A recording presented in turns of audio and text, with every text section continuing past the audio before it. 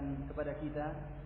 Sampai saat ini Allah Subhanahu wa taala memberikan kesempatan untuk kita mengkaji dan menelaah dari sunnah-sunnah Rasulullah SAW, yang juga alhamdulillah kita bisa menyelesaikan dari acara daurah yang sedianya cuma 2 hari, alhamdulillah bisa bertambah sampai 5 hari dan ditutup dengan tausiah dan nasihat dari Syekh Zaid Al-Madkhali hafizahullah taala. Mudah-mudahan apa yang kita kaji dan kita pelajari pada daurah ini bisa mengingatkan kepada kita, fa inna dzikra tanfa'ul mu'minin, dan mudah-mudahan juga Allah memberikan sabat dan istiqamah kepada kita untuk kita senantiasa bisa berpegang teguh dengan manhaj ahli sunnah wal jamaah. Amin ya mujibas sa'ilin. Kemudian ikhwas sekalian jazakumullah, dalam kesempatan ini sedikit saya akan menyampaikan dari apa yang secara ringkas atau global dari apa yang disampaikan dari ceramahnya atau tausiahnya Syekh tadi, yang diantaranya setelah beliau mengucapkan tahmid dan taslim, kemudian beliau membawakan nas-nas atau dalil-dalil yang menunjukkan untuk kita pentingnya tentang permasalahan dakwah, yang beliau membawakan dengan ayat ya ayyuhar rasul balligh ma unzila ilaikum min rabbikum, yakni ayat yang Allah Subhanahu wa taala menyatakan, wahai Rasul, sampaikanlah apa yang diturunkan kepadamu dari Rabbmu. Dan beliau juga menjelaskan tentang kedudukan Rasulullah SAW sebagai pembawa berita gembira dan juga sekaligus sebagai pembawa peringatan dan juga hakim yang memutuskan perkara umat Islam yang kita diminta untuk tunduk kepadanya.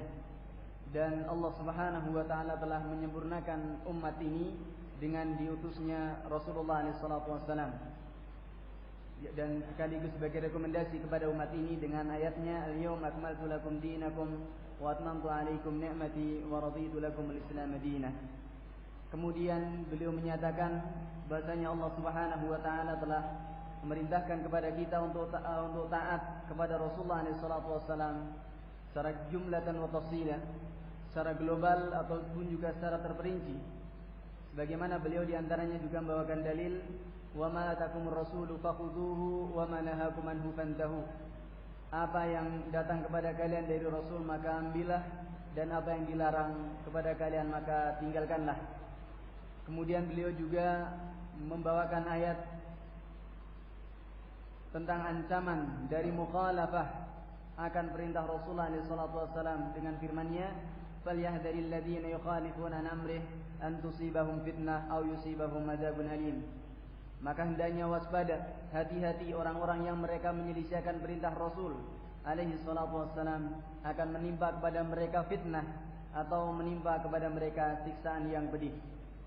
Maka al-haq adalah bersama Alkitab dan As-Sunnah dari Nabi Rahmah yang beliau telah menyatakan, alaikum bisunnati wa sunnatil khulafair rasyidin al-mahdiyyin min ba'di tamassaku biha wa 'addu 'alaiha bin nawajid wa iyyakum wa muhdatsatil umur, atau kama qala alaihi salatu wassalam, tentang wajib bagi kalian untuk mengikuti sunnahku, ini sunnah Rasul alaihi salatu wassalam, dan juga sunnah para khulafaur rasyidun. Karena sungguhnya barang siapa yang hidup sepeninggalku nanti akan mendapatkan perselisihan yang banyak. Kemudian beliau membawakan tentang ijma' di kalangan para sahabat adalah sesuatu yang bisa dijadikan sebagai dalil. Adapun apa dari yang sudah para sahabat Rasulullah SAW adalah bihasabil imkani wa ma tayassara alaihi al-ummah, adalah tergantung dengan kemungkinan dan apa yang mudah pada mereka.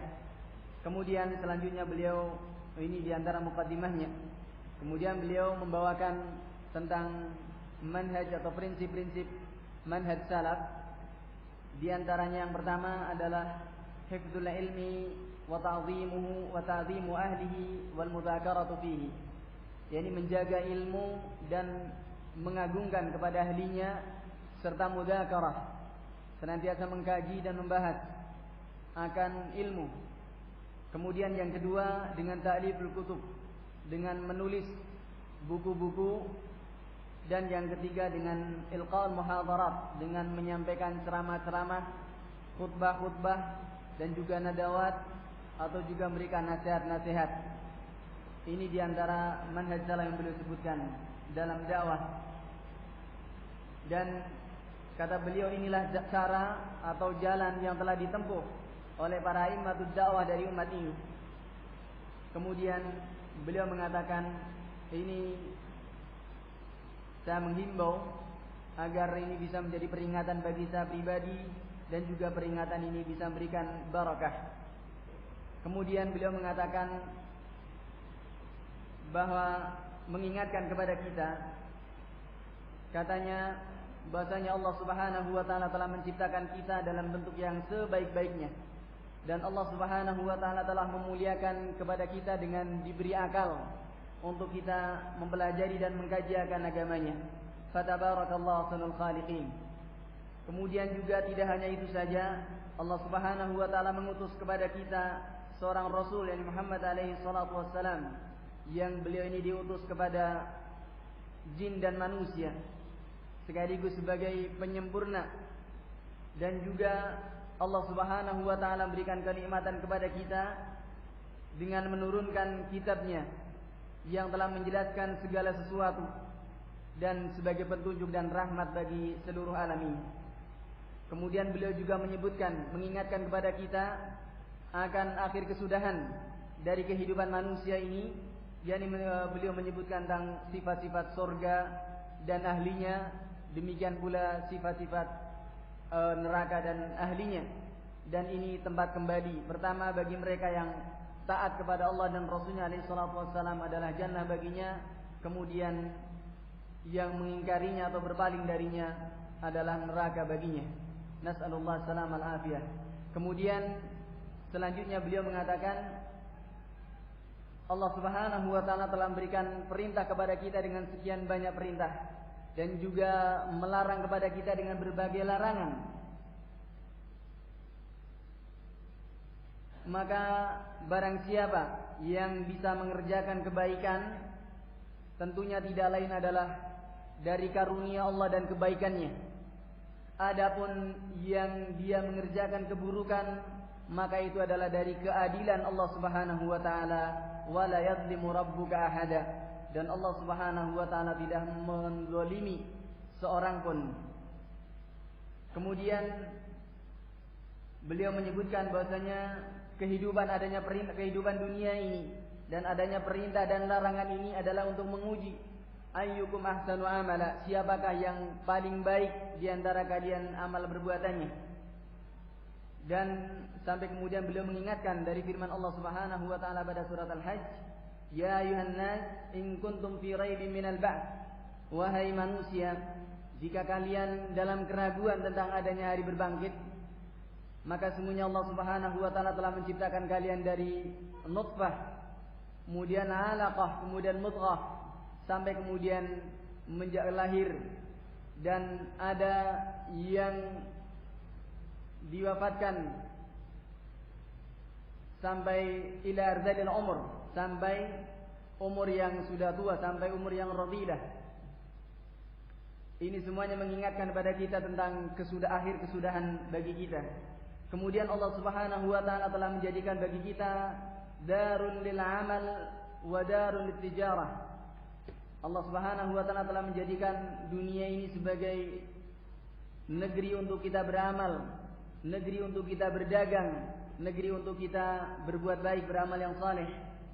Demikian pula Allah Subhanahu wa taala telah menjadikan darul jaza, jadi negeri merupakan negeri pembalasan, yakni negeri darul barzakh wal akhirah, di alam barzakh dan di alam akhirat. Kemudian beliau menyatakan bahwasanya Allah Subhanahu wa taala telah merintahkan kepada kita dengan apa yang itu adalah untuk kebaikan kita, sebagaimana Allah Subhanahu wa taala telah melarang kepada kita dengan larangan-larangan yang semuanya itu akan memberikan madarat bagi kita. Kemudian Allah Subhanahu wa taala juga telah merintahkan kepada kita untuk mentaati Allah dan mentaati Rasul-Nya dan juga mentaati ulil amri. Dan Allah Subhanahu wa taala juga telah merintahkan untuk kita hanya beribadah kepadanya, serta al-musamahah, juga al-musabaqah fi kullil khair, berlomba-lomba dalam setiap kebaikan. Sebagaimana Allah Subhanahu wa taala juga merintahkan kepada kita untuk kita istiqamah, sabat dengan apa yang akan memberikan manfaat kepada kita dari perbuatan dan juga perkataan kita. Kemudian beliau mengambil dalil dengan ayat innal ladzina qalu rabbuna Allah tsumma istaqamu tatanazzalu alaihimul malaikah, al-ayah. Sungguhnya orang-orang yang mengatakan rabbuna Allah, Rabb kami adalah Allah, kemudian istiqamah, tatanazzalu alaihimul malaikah, maka turun kepada mereka para malaikat dengan memberikan taslim, memberikan hiburan, alla taqafu wa la tahzanu, supaya janganlah kalian takut dan jangan kalian merasa sedih. Wa abshiru bil jannati allati kuntum tu'adun, dan kabar gembira bagi kalian dengan surga yang telah dijanjikan untuk kalian. Kemudian beliau juga mengingatkan kepada kita dengan hadis yang diriwayatkan Imam Tirmidzi dengan sanad yang hasan, istahyu minallahi haqqal haya an tahfadha ar-ra'sa wa ma wa'a wal batna wa ma hawa wal yadhkur al-akhirata wal bila wal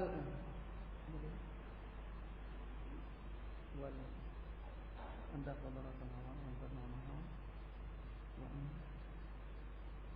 wal yadhkur al-maut wal bila istahyu minallahi haqqal haya an tahfadha ar-ra'sa wa ma wa'a wal batna wa ma hawa wa an tadhkuril mauta wal bila wa man arada al-akhirata taraka zinatal hayatid dunya wa man fa'ala dhalika faqad istahya minallahi haqqal haya, atau kama qala alaihi salatu wassalam. Yani malulah kalian kepada Allah Subhanahu wa taala dengan sebenar-benarnya. Apa itu? An tahfadha ar-ra'sa wa ma wa'a, supaya kamu menjaga kepala dengan apa yang dikandungnya, menjaga perut dengan apa yang dikandungnya, kemudian juga mengingat mati dan juga mengingat akan ujian, serta barang siapa yang menginginkan kehidupan akhirat hendaknya meninggalkan zinatal hayatid dunya, perhiasan dunia, kehidupan dunia ini. Maka barang siapa yang telah mengerjakan 4 perkara ini, berarti dia sungguh-sungguh telah malu kepada Allah Subhanahu wa taala dengan sebenarnya. Kemudian juga beliau mengingatkan kepada kita setelah membawakan hadis ini, kunu min abnail akhirah, jadilah sebagai abnaul akhirah, anak-anak akhirat, wala takunu min abnaid dunya, dan jangan kalian menjadi anak-anak dunia ini yang tidak beramal dan juga tidak ada ketaatan padanya. Ini diantara tausiah atau nasihat yang beliau sampaikan kepada kita. Adapun berikutnya adalah dengan as'ilah. Yang pertama, pertanyaan tentang asbabus sabat ala manhaj salafi, tentang sebab-sebab untuk kita bisa sabat dan istiqamah di atas manhaj salafi. Yang pertama beliau katakan adalah talabul ilmi syar'i, mencari ilmu syar'i kepada ahlinya, yang mereka adalah mengikuti jejak para salafus salih ridwanullah alaihim ajma'in. Kemudian juga menelaah dan mengkaji, juga memberikan perhatian besar dengan Al-Quranul Karim dan Sunnah Nabawiyah, serta juga mempelajari akan sirah Nabawiyah. Ini diantara jawaban beliau. Kemudian pertanyaan yang kedua, taujihat atau nasihat kepada akhwat. Yang pertama mengatakan, maka bersyukurlah kalau memang Allah Subhanahu wa taala telah memberikan karunia bisa iltizam dengan agamanya. Kemudian hendaknya merealisasikan apa yang diilmuinya dari manhaj salafi, dari berhijab dengan hijab yang syar'i, dan juga menjauh dari rijalul ajanib, serta menjauh dari asbabul fitan, dari sebab-sebab fitnah. Kemudian beliau juga mengatakan hendaknya kepada para wanita ini, para akhwat al-muslimat ini juga sabat kokoh dan istiqamah untuk senantiasa iltizam dengan komitmen dengan syariatnya. Juga hendaknya senantiasa menyebarkan dakwah dari komitmen kepada hijab dan menjaga kehormatan dirinya, serta mentaati kedua orang tuanya, juga mentaati kepada suaminya, serta juga mendidik kepada anak-anaknya. Kemudian ini diantara taujihat beliau tentang kepada akhwat al-muslimat. Kemudian pertanyaan berikutnya tentang hukmul intikhabat, yakni hukum tentang pemilu. Beliau mengatakan bahwa pemilu itu hendaknya sesuai dengan siasat syar'iyah, dengan politik yang syar'i.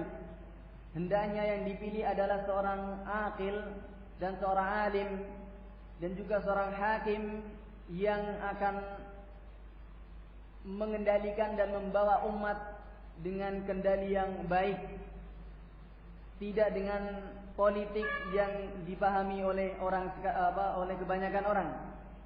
Orang yang punya tendensi ala man dabba wa dab, kepada orang yang semaunya sendiri, punya tendensi-tendensi yang lain. Kemudian yang namanya hakim ini hendaknya adalah dipilih oleh ahlul hal wal aqd, yang mereka ini adalah dari kalangan para ulama, agar negeri itu sesuai dengan cara Islami dan sesuai dengan tuntunan dan syariat Islam. Barangkali saya sedikit tambahi, mungkin tafsilnya silakan baca dari risalahnya Syekh Muhammad Al-Imam hafizahullah taala. Alhamdulillah sudah diterjemahkan itu. Kemudian pertanyaan berikutnya tentang thariqatur rujuk', yakni cara untuk kembali rujuk dari penyimpangan setelah dari penyimpangan dari manhaj salafi. Beliau mengatakan hendaknya dia memuji kepada Allah karena diberi karunia untuk bisa rujuk dan bisa kembali kepada manhaj salafi. Kemudian yang kedua, hendaknya dia bertaubat kepada Allah Subhanahu wa taala kalau memang dia benar-benar shadiqan, kalau memang jujur ingin kembali. Kemudian yang kedua, hendaknya dia kembali kepada apa yang dulu pernah dijalaninya dari manhaj salafi, serta mempraktekannya manhaj salafi ini dengan praktek dan realisasi yang benar. Juga hendaknya dia istimrar fi talabil ilm, terus menerus dalam mencari ilmu. Kemudian yang ketiga, hendaknya dia meninggalkan dan membuang apa yang ada padanya dari penyimpangan-penyimpangan tersebut. Kemudian kalau memang dia benar-benar bertaubat, niscaya Allah Subhanahu wa taala akan berikan taubat kepadanya. Sebagaimana beliau juga kemudian mengambil dalil di surat Al-Furqan, illa man taba wa amana wa amila amalan salihah, al-ayah.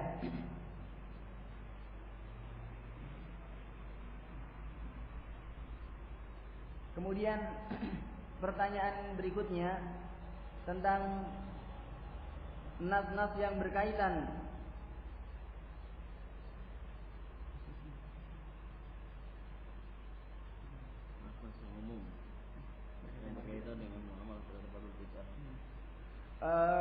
pertanyaan berikutnya tentang nas-nas yang umum yang berkaitan dengan muamalah ahlul bidah. Beliau katakan bahwasanya ahkamun nusus, hukum-hukum nas-nas tersebut adalah hukum yang umum, yang dariju tahtaha juz'iyat, yang ada di bawahnya adalah bagian-bagian dari keumuman ini, ada bagian-bagian tersendiri, bagian-bagian dari nas-nas tersendiri. Maka dalam masalah ini ahli sunnah bisa diketahui dengan iltizam mereka, komitmen mereka kepada kitab dan sunnah. Adapun ahlul nahwa bisa diketahui dengan perilaku mereka akan mukhalafatnya kepada nusus, kepada nas-nas yang syar'i ini. Kemudian untuk mengetahui itu semuanya juga harus dengan dalil-dalil yang ada padanya ahli sunnah wal jamaah dalam menegakkannya.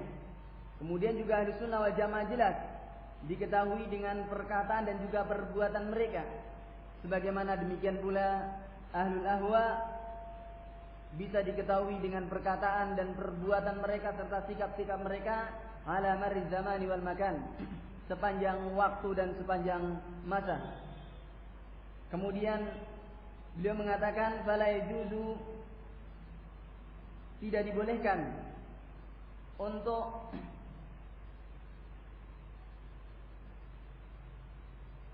bagi seorang untuk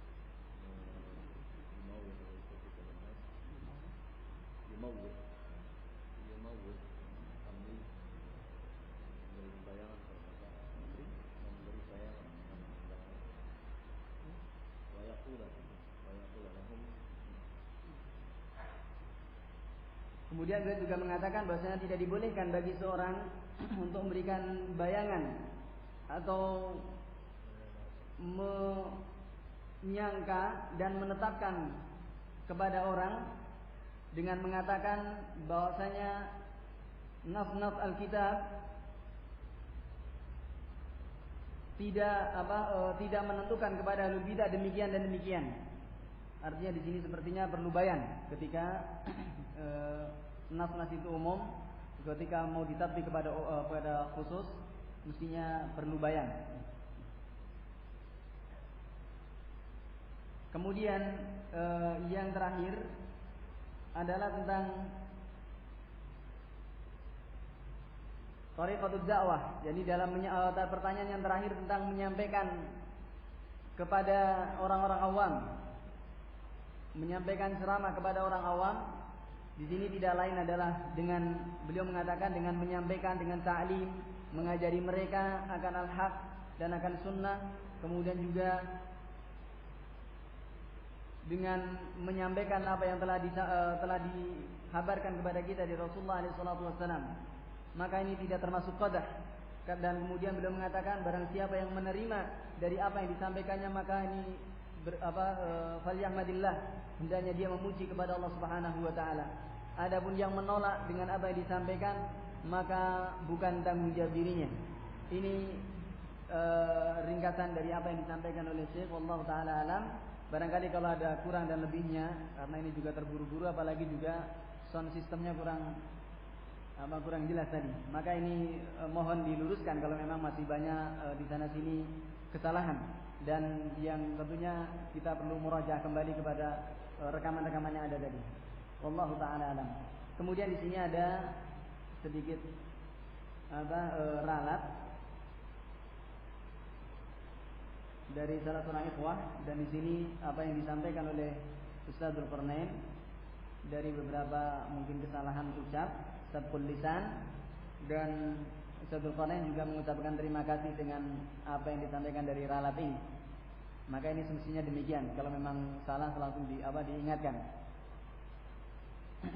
Ini dikatakan, ini saya bacakan saja. Bismillahirrahmanirrahim. Assalamualaikum, barakallahu fiikum wa jazakumullahu khairan. Afan ya Ustaz, ana mendengar di beberapa tempat pembahasan Syarhus Sunnah Ustaz salah ucap. Wallahu taala alam. Yang pertama, Ustaz katakan perkataan Ibnu Taimiyah mencuci sepatu. Namun pada awal dan kesimpulan alhamdulillah Ustaz katakan mengusap sepatu. Mungkin perlu diralat tentang perkataan Ustaz tentang perkataan Ibnu Taimiyah yang Ustaz katakan mencuci sepatu. Saat pembahasan hati makhluk berada di antara jari dari jari jemari Allah. Pada awal dan akhir pembahasan, ini yang kedua. Pada awal dan akhir pembahasan Ustaz mengatakan hati makhluk. Namun pada pertengahannya Ustaz katakan hati Allah berada di antara jari dari jari jemari Allah. Wallahu ta'ala, Ustaz salah ucap. Kemudian yang ketiga, saat pembahasan masuk jannah karena rahmat Allah dan rahmat Allah didapat karena sebab amalan saleh, kebanyakan ini yang Ustaz ucapkan, namun terucap juga rahmat Allah karena sebab amalan Allah Subhanahu wa ta'ala, sebagaimana terekam dalam kaset. Wallahu ta'ala alam. Sepertinya Ustaz salah ucap dan tidak menyengajakan hal tersebut. Hanya saja saya khawatir kaset tersebar tanpa edit dan orang-orang yang berpenyakit dalam hati mereka, waliyadzubillah, mencari celah untuk menghantam, mencari-cari kesalahan Ustaz. Saya mencintai Ustaz karena Allah. Semoga Allah menyatukan hati-hati kita dan memperbaiki hubungan kita. Wabillahi taufiq wa sallallahu ala nabiyyina Muhammadin wa ala alihi wa sahbihi ajma'in. Walhamdulillahi rabbil alamin. Ini dan sekali lagi Ustaz Dzulkarnain mengucapkan terima kasih dengan peralat seperti ini, dan barangkali perlu seperti ini, dan inilah ukhuwah iman yang semestinya. Wallahu taala, demikian bulan dari saya, barangkali kurang dan lebihnya dari apa yang saya secara global ini saya sampaikan masih banyak di sana sini kekurangan dan kelebihannya, maka saya mengucapkan mohon maaf yang sebesar-besarnya dan mohon juga diluruskan. Kemudian juga terakhir saya ucapkan terima kasih kepada ikhwah semuanya yang telah menyempatkan waktu untuk huzur dalam daurah ini. Mudah-mudahan Allah Subhanahu wa taala memberikan kepada kita ikhlas dan juga amal yang saleh, serta diberikan sabar dan istiqamah untuk senantiasa berpegang teguh di atas manhaj Ahlussunnah wal Jamaah yang mulia ini. Kemudian juga saya mengucapkan terima kasih sekali lagi juga kepada takmir masjid khususnya yang telah memberikan tempat dan ubur ambenya untuk pelaksanaan daurah ini. Mudah-mudahan Allah Subhanahu wa taala memberikan balasan dan imbalan yang sesuai. Dan kemudian barangkali banyak kekurangan dan juga kurang kesalahan dalam acara daurah ini. Tentunya kritik dan saran juga ditunggu. Mudah-mudahan pada pelaksanaan daurah-daurah berikutnya bisa lebih tertata, lebih rapi lagi, dan tentunya sesuai dengan apa yang kenyamanan dalam kita talabul ilm bisa kita dapatkan, dan kita lebih khidmah dalam kita mengkaji dan mempelajari dalam daurah ini. Itu dulu dari saya. Wallahu taala alam. Subhanakallahumma bihamdika asyhadu an la ilaha illa anta astaghfiruka wa atubu ilaik. Wabillahi taufiq wa sallallahu